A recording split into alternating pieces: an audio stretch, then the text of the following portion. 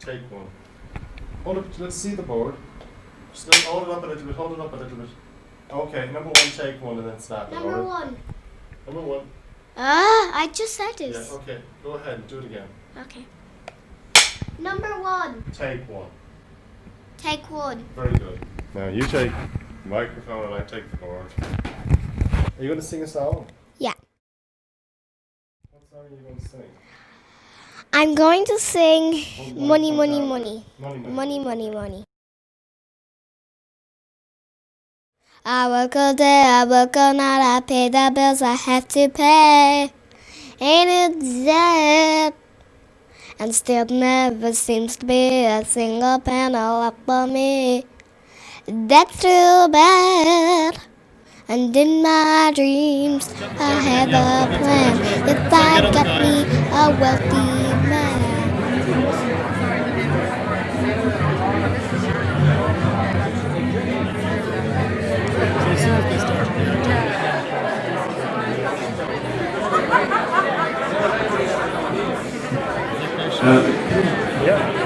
Ladies and gentlemen, your attention for just a moment, please.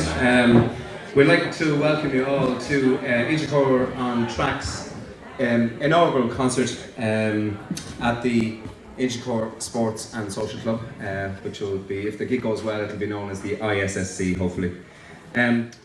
No rickets blue for linen, no handy Andy nor looks. I wear a Clydesdale tunic I found drifting with the tide, with a half a dozen pockets of leather long and wide, 2 sleeves as long as a day in June, and a collar 23. Well, God rest the man that wore it first, he was twice the size of me. I tramped a day through Galway and the sunny hills of Clare, a day through Milltown, Malbay, but they wouldn't have me there. So I formed a resolution. Hello everyone, I don't know if you can hear me. Hello everyone? Okay.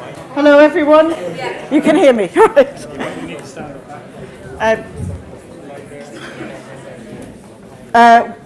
Firstly, welcome everyone. Thank you very much for coming. It's great to see so many people here.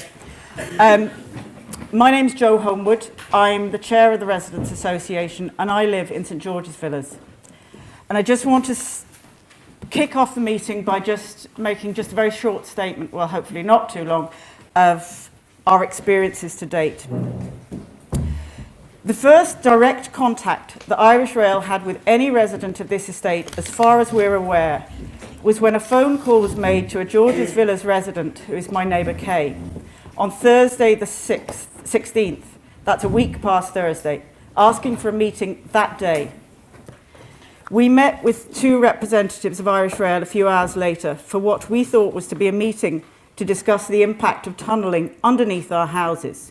Irish Rail were proposing that a tunnel portal be created in the football pitch and that a cut and cover trench up to 100 feet wide and 80 feet deep would run from the football pitch through the car park, a garden, the works entrance, across the main stores, the foundry, the old smithy, Diesel 2, ramps and the boiler house inside the works.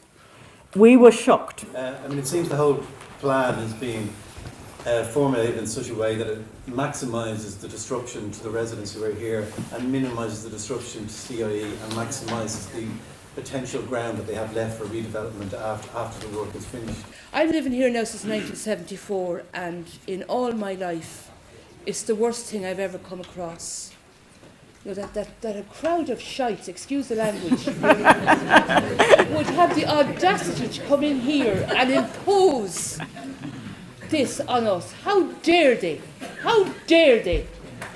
The last time we had this many people in this room, if some of you might remember, was when CIE proposed to redevelop lands up in the works during the last Dublin City Development Plan. What's that, 5 or 6 years ago? 6 years ago. And we fought that and we won.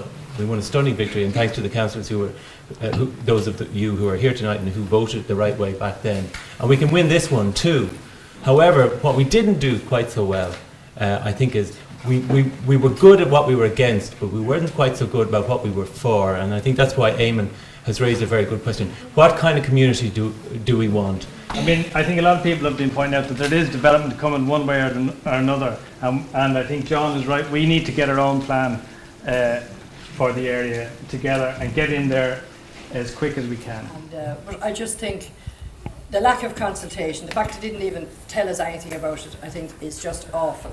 And we just need to start tonight and see where we can go from here. What Paul Cullen said in relation to the development plan coming up, and in relation to trying to get pluses out of this, to try to get a win out of the development that is coming on. Where the other stations have had 1-2 years of consultations, we want an equivalent period and equivalent depth of consultation, meaningful consultation. I don't think we should wait to meet them. I think we need to get people who have interest or expertise or knowledge or enthusiasm to join together and start to figure out where we go from here. Because it's not just about clarification from CIE. It's a plan of action. It's also trying to find out what we want to do ourselves. So we actually need to call for interested people, volunteers, to come to the table and give names, numbers, addresses, and maybe start to think about a meeting. All the way, trust me. This thing is called Body Gunners, and it goes like this.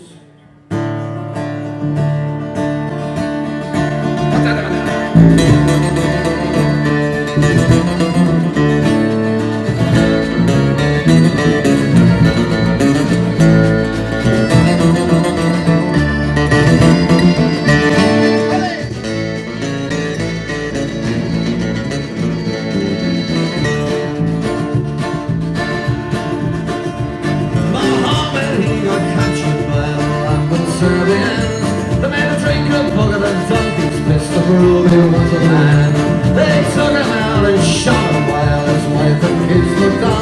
And with the blessings of Milosevic, storming Mickey's into guns. Come on, you body gunners, bring on your little man. Come on, you body gunners, are you proud to be a Serbian? Rise up, ancient warriors, rise up, you fighting men. Rise up, you buffalo soldiers, all the time the target's over.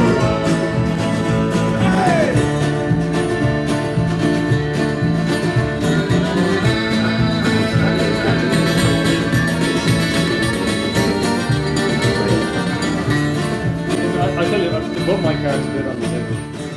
If they had come to us and said, and as an enlightened body said, we have a wonderful idea, a wonderful plan for the city, for the country, for your area, for transport.